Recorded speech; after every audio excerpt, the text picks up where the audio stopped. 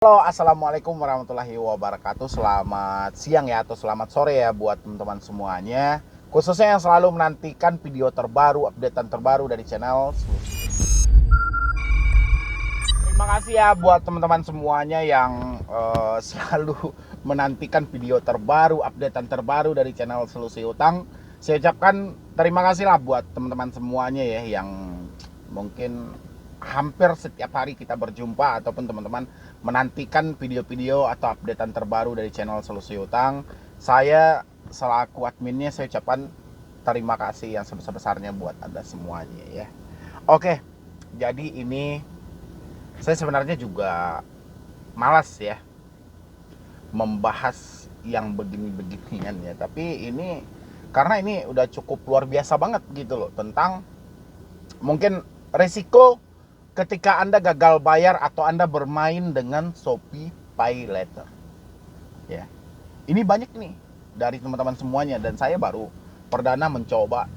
Karena sejauh ini saya malas sebenarnya gitu loh, akun-akun yang mungkin dia juga menawarkan uang, menawarkan barang, dan akhirnya data-data itu bobol atau data itu tercium oleh orang yang sengaja mencari celah di balik itu, sehingga bisa merugikan para konsumen atau debitur dari Shopee Pay Later sendiri. Dan hari ini saya mau bahas resiko ketika Anda berani bermain dengan Shopee Pay Later ataupun Anda gagal bayar di Shopee Pay Later gitu loh. Dan buat teman-teman semuanya nanti, kalau ada misalnya keluhan-keluhan tentang Shopee, boleh Anda isi di kolom komentar ya.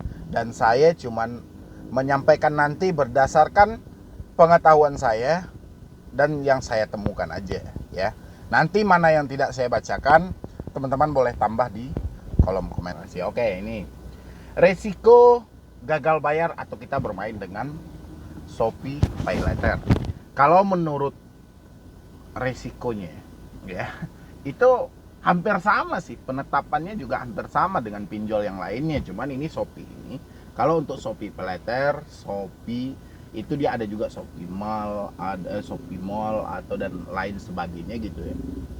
Dia juga pertama dendanya juga akan naik. Yang kedua bunganya juga cukup lumayan ya. Habis itu kalau misalnya Anda gagal bayar ya katanya Anda juga akan dimasukkan dalam blacklist ya, atau disebut dengan BI checking. Ini katanya, tapi faktanya Anda mencari langsung di situ. Tapi yang sangat saya sayangkan di sini ya, ketika kita bermain dengan Shopee Pay Later atau kita sudah mempunyai akun dari Shopee ini banyak banget indikasi-indikasi untuk menjerumuskan para debitur ini. Ya, contoh, telepon berulang kali misalnya itu yang mengatasnamakan pegawai Shopee. Ya, berbagai macam cara yang mereka lakukan sehingga bisa membobol dari akun itu. Memang itu karena kecerdikan dan kepintaran orang yang menelpon, sehingga si debitur ini terpedaya ya, sehingga si debitur masuk ke dalam jebakan orang ini, kepintaran dia dalam segi berbicara. Ini banyak banget kasus yang telah terjadi gitu loh, pembobolan akun, tiba-tiba dia tidak merasa minjam, sudah minjam gitu loh ya, cuma akibat tadi ya. Dari mana orang-orang ini bisa mendapatkan nomor debitur yang telah membuat akun Shopee misalnya gitu ya? Dari mana orang ini bisa mengetahui data-data itu? Kok bisa orang penelpon ini menelpon si debitur yang sudah mempunyai akun Shopee Pay Later ini ya, atau akun Shopee? Ini loh yang dibingungin, dari mana si para penipu ini mengetahui itu ya. Itu yang paling pertamanya harus Anda atasi dari teman-teman semuanya ini ya. Nah, saya banyak itu, Bang, tiba-tiba akun Shopee saya dibobol ya. Tiba-tiba akun Shopee Pay Later saya naik sendiri, Bang. Habis sendiri, Bang, limitnya dipakai orang lain ini segala macam. Anda harus hati-hati ya. Saya selalu nyampaikan itu, harus hati-hati. Karena saya tidak membenarkan kayak mana ya, atas nama yang online itu, bermain dengan online itu, kita itu memang harus waspada selalu gitu loh. Ya, jangan hanya menikmati enaknya saja gitu loh. Anda akan disibukkan dengan telepon-telepon misterius nantinya. Jadi kita harus waspada selalu. Ketika Anda sudah mempunyai akun Shopee Pay Later, itu harus waspada. Saya juga bingung ini, kebocoran data ini dari mana sih seginya gitu loh. Bukan di Shopee aja, tapi banyak di pinjol-pinjol lainnya juga seperti itu. Kita mengklik di sini aja, tiba-tiba nanti kita akan dihadapkan dengan SMS yang kita nggak tahu sumber SMS ini dari mana.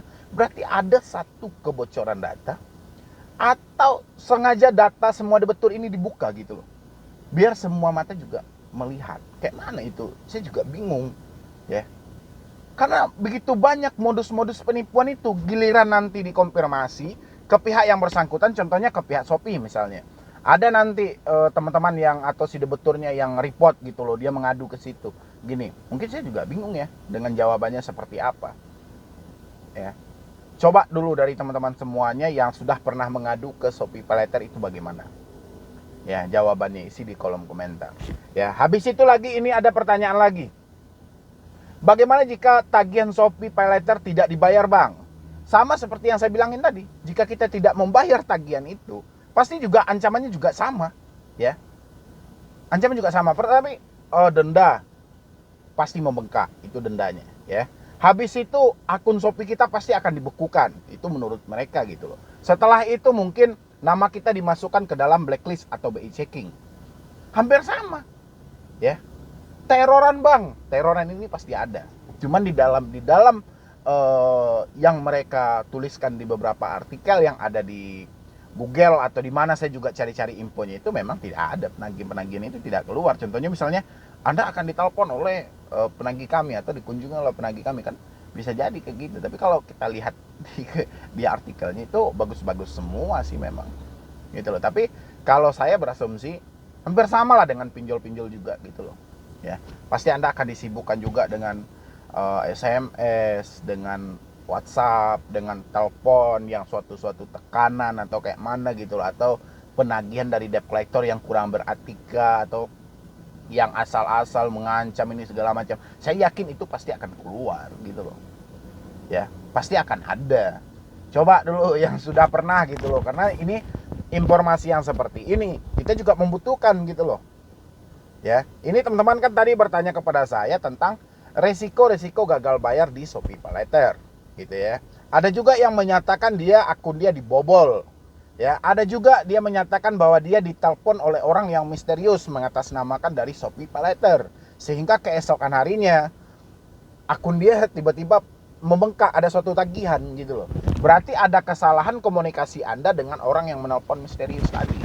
Ya, ini perlu dipahami oleh teman-teman semua ini. Jangan sampai kita itu terhanyut atau terlena dalam suasana yang seperti itu gitu loh, karena enak cara berbicaranya sehingga kita meyakini bahwa itu benar-benar misalnya gitu. Jadi hati-hati, karena kalau Anda sudah masuk dalam dunia penipuan itu, Anda sudah tertipu, Anda akan sulit banget untuk melapor kemana gitu.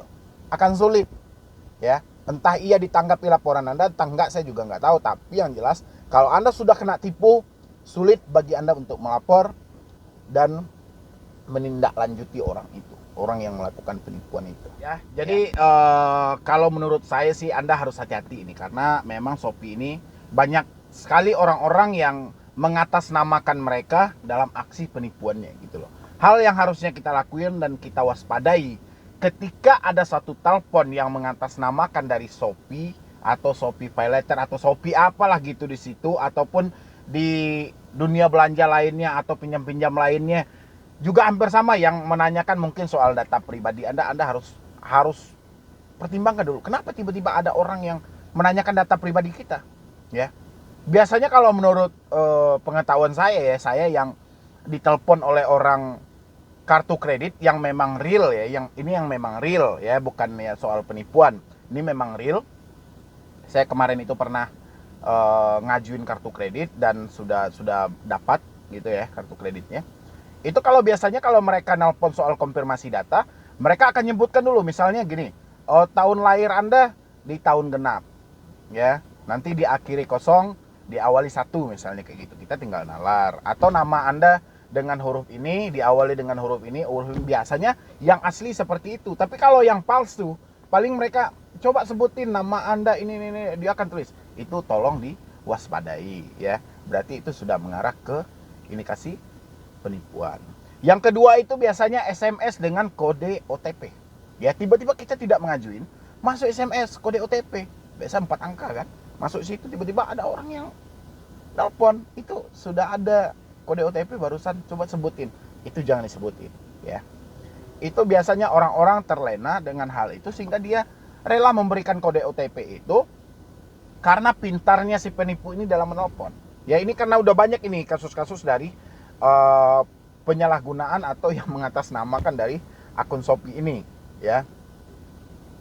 Habis itu Anda menerima SMS dan password, ya, menerima SMS dan password penggantian password email kita gitu loh.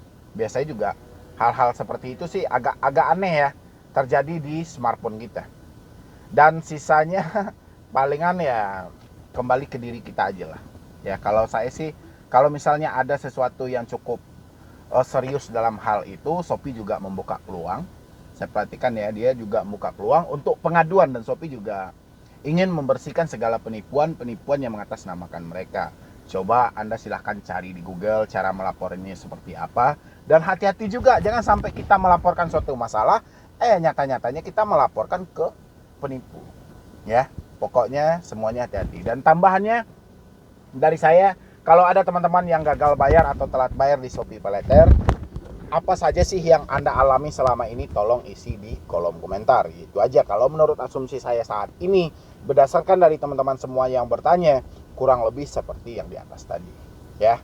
Semuanya itu saja menurut asumsi saya saat ini. Tapi kalau ada tambahan yang lain,